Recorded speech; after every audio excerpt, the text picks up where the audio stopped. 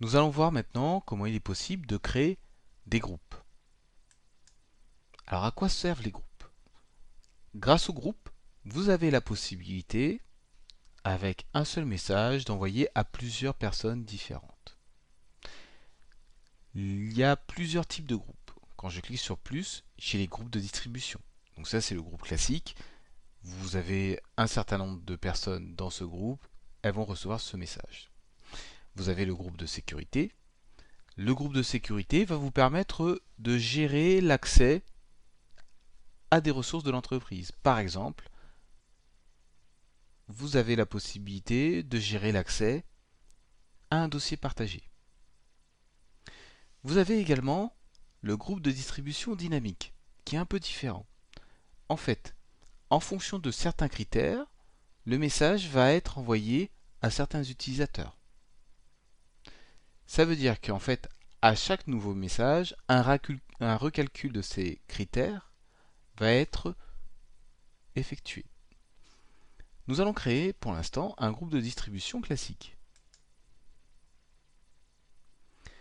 Donc le nom d'affichage, je vais faire un groupe où je vais mettre héros avec un alias qui, à la limite, je pourrais choisir autre chose.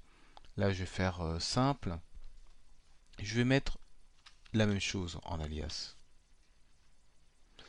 Et vous voyez, l'adresse de messagerie va dépendre de ce que j'ai mis en alias à ce niveau-là. Le propriétaire de ce groupe, c'est moi-même puisque je suis l'administrateur. Et là, je vais pouvoir ajouter des utilisateurs dans ce groupe. Ce qu'il faut savoir, c'est que si je ne souhaite pas être dans ce groupe, je vais décocher à ce niveau-là. Par exemple, là, je vais cliquer sur un certain nombre d'utilisateurs. Donc, vous voyez les utilisateurs que j'ai créés et je vais en mettre quelques-uns. Voilà, nous en avons 3. Je valide par OK. Ensuite, au niveau de l'approbation du propriétaire, est-ce que je laisse un groupe ouvert, c'est-à-dire que on peut en faire partie un petit peu comme on veut? Est-ce que je le ferme, c'est-à-dire que automatiquement les demandes pour rejoindre ce groupe vont être rejetées? Ou sinon, je peux faire en sorte que ce soit validé par le propriétaire. Pareil pour quitter le groupe. Est-ce que je laisse la possibilité ouverte ou fermée? Ouverte, ça veut dire que je peux quitter sans l'approbation du propriétaire, fermé, quoi qu'il arrive. Si le propriétaire a décidé que je reste dans le groupe, je resterai dans le groupe.